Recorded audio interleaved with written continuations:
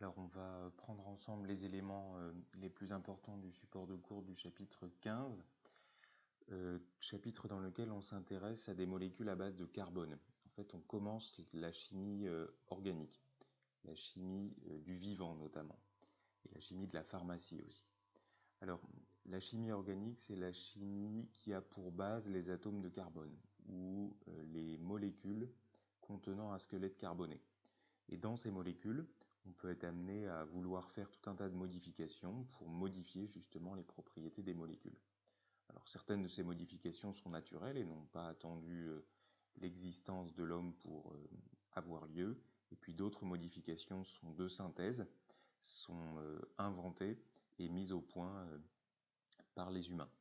Mais les modifications, on pourra les ranger dans deux catégories. Soit on touchera à la chaîne carbonée, soit on touchera à ce qui est greffé à la chaîne carbonée, qui s'appelle donc des groupes caractéristiques.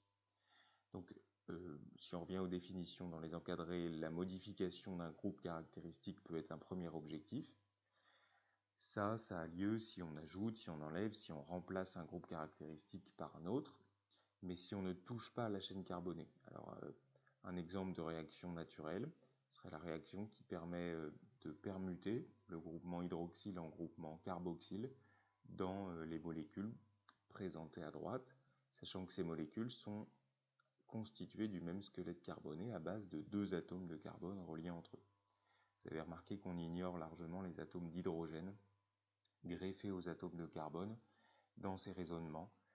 Les hydrogènes sont en fait là pour assurer juste le bon nombre de liaisons aux atomes de carbone, on s'y intéressera rarement.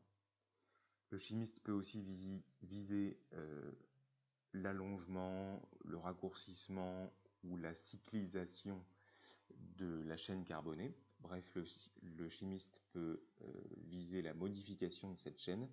C'est ce que l'on voit dans le deuxième exemple, dans les conditions qui sont précisées dans la légende juste en dessous.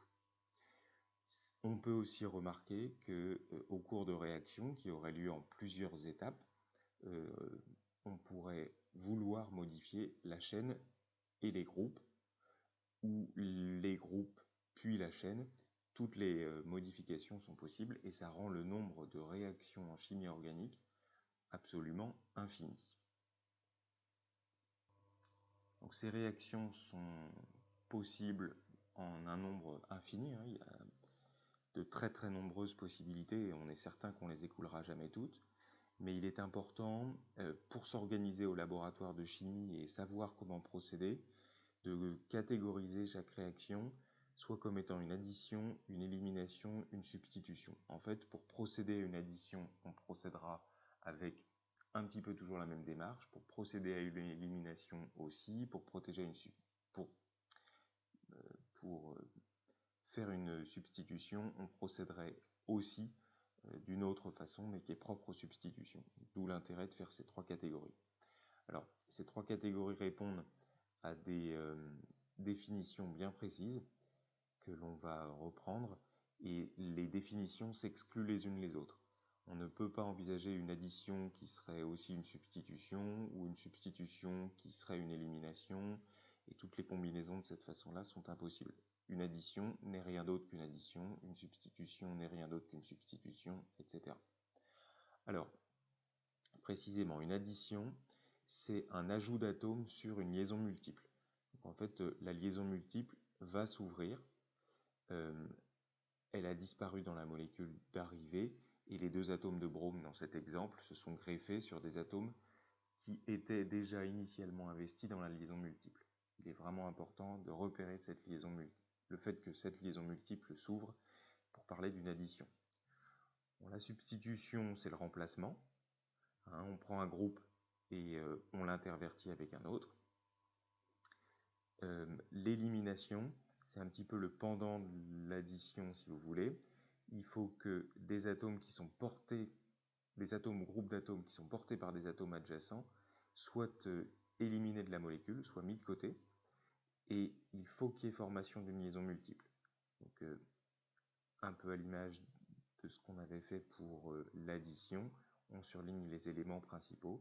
Les atomes 1 et 2 de la molécule de départ sont bien adjacents et perdent bien chacun un atome ou un groupe d'atomes, et la liaison multiple est formée à la fin, on a une réaction d'élimination. Alors quand on dit qu'on élimine un atome, en fait c'est un petit peu abusif, les atomes ne sont pas définitivement éliminés. Évidemment, la matière continue de se conserver, tout ce que vous avez appris depuis la classe de seconde reste valable. Ces atomes, 2 hydrogènes, un oxygène en l'occurrence, ils sont éliminés de la molécule de départ, mais en fait ils sont présents dans une nouvelle molécule, une deuxième, à l'arrivée. Dans la deuxième partie du support de cours, après avoir décrit l'ensemble des réactions possibles, on va se demander quelle est l'origine de ces réactions qui sont dans un nombre, qui sont envisageables en nombre infini. Bon, alors, il faut peut-être rappeler qu'une réaction chimique, c'est un réarrangement des liaisons entre les atomes. Donc, une réaction chimique, c'est un réarrangement des doublets d'électrons qui relient les atomes entre eux. Et quelle origine a ce réarrangement de doublets d'électrons? Eh bien, on va le voir dans la suite. Ça va être l'objet des points petit 1 et petit 2. Alors, point petit 1, il faut parler d'une notion qui s'appelle la notion de polarité. Et pour en parler, il faut parler d'une notion qui s'appelle l'électronégativité. Mais on va s'en sortir, pas d'inquiétude. Donc l'électronégativité, ça traduit la capacité qu'a un électron à attirer à lui, j'aurais peut-être dû l'écrire, à attirer à lui le doublet d'électrons dans lequel il s'est engagé avec l'atome voisin. Donc un atome A est lié à un atome B. L'électronégativité va expliquer que la liaison AB, ce n'est pas une équirépartition du doublet entre A et B. Plus précisément, depuis un chimiste qui s'appelle Pauling, on a accès à une échelle dans une unité que je ne précise pas, qui s'appelle l'échelle des électronégativités. Et vous pouvez retenir que les éléments les plus électronégatifs de la classification périodique, la famille d'éléments la plus électronégative de la classification périodique, ce sont les halogènes, les atomes, les éléments de l'avant-dernière colonne de la classification. Eh bien, des atomes électronégatifs vont, en fait, on l'a dit, un peu attirer à eux les électrons de la liaison, qu'elle soit simple ou double d'ailleurs, ou triple. Et ça va créer ce que l'on appelle des charges partielles. Donc, un atome très électronégatif attire à lui les électrons. Donc là, j'ai pris l'exemple de B plus électronégatif que A.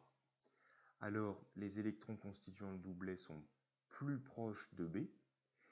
Et comme on est en train de parler d'électrons, donc des substances chargées négativement, B va se retrouver entouré, entre guillemets, d'un nombre légèrement excessif d'électrons, en fait, d'une légère tendance à avoir dans son entourage un excès d'électrons, ce qui fait que B pourra être considéré comme associé à une charge partielle en opposition à entière, une charge partielle négative.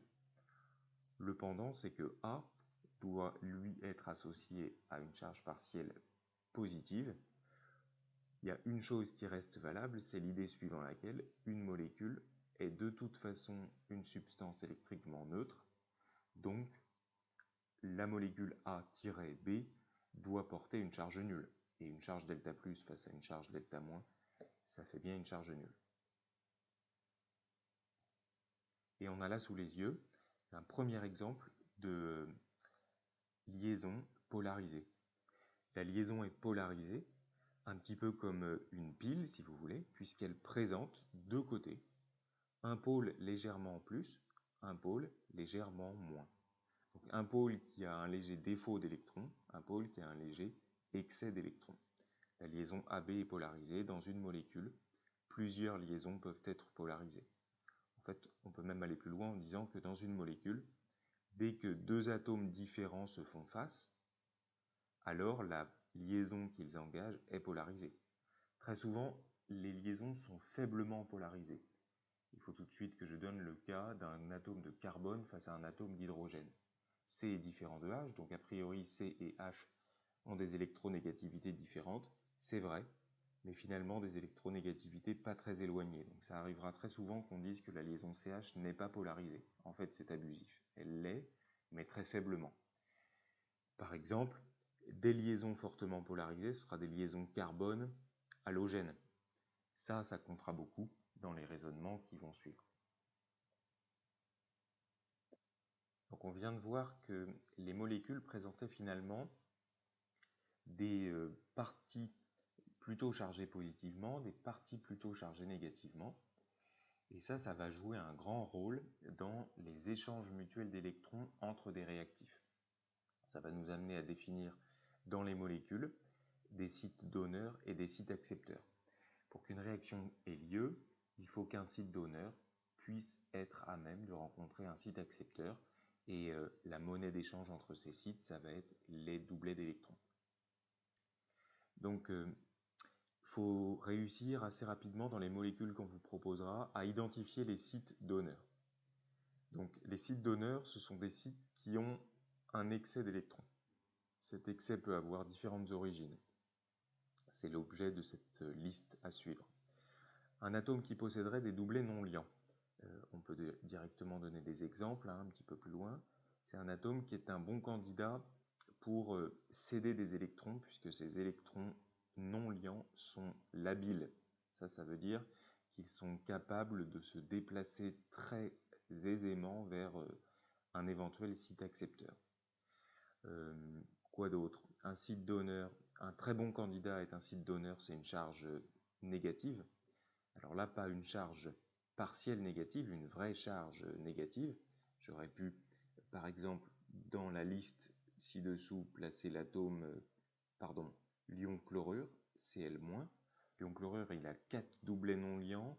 En plus, la charge négative, qui n'est pas une charge partielle, j'insiste, la charge négative montre que le chlore est entouré d'un excès d'électrons. Bon, là, il y a de très bons sites donneurs, alors que ce soit ce doublet non liant ou celui-ci, peu importe, mais le chlore pourrait être un candidat au don d'électrons pour former des molécules. Attention, ça ne veut pas dire que le chlore, je devrais dire l'ion chlorure à chaque fois, l'ion chlorure va tout le temps donner ces électrons.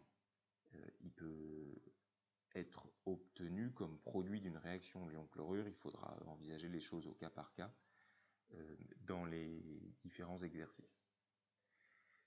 Bon, s'il y a des sites donneurs, il faut qu'il y ait des sites accepteurs d'électrons.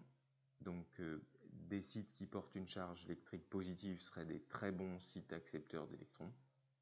Et autrement, des sites portant des charges partielles positives pourraient aussi être des bons sites accepteurs d'électrons. À titre d'exemple, on a ici par exemple un atome de carbone qui fait face à un atome d'oxygène. L'atome de carbone est moins électronégatif que l'atome d'oxygène, donc il y a un bon site accepteur ici. L'autre site est peut-être donneur, mais c'est pas forcément nécessaire de le repérer dans cet exemple. Pour cette sous-partie-là du cours, c'est les sites accepteurs qui étaient les plus importants.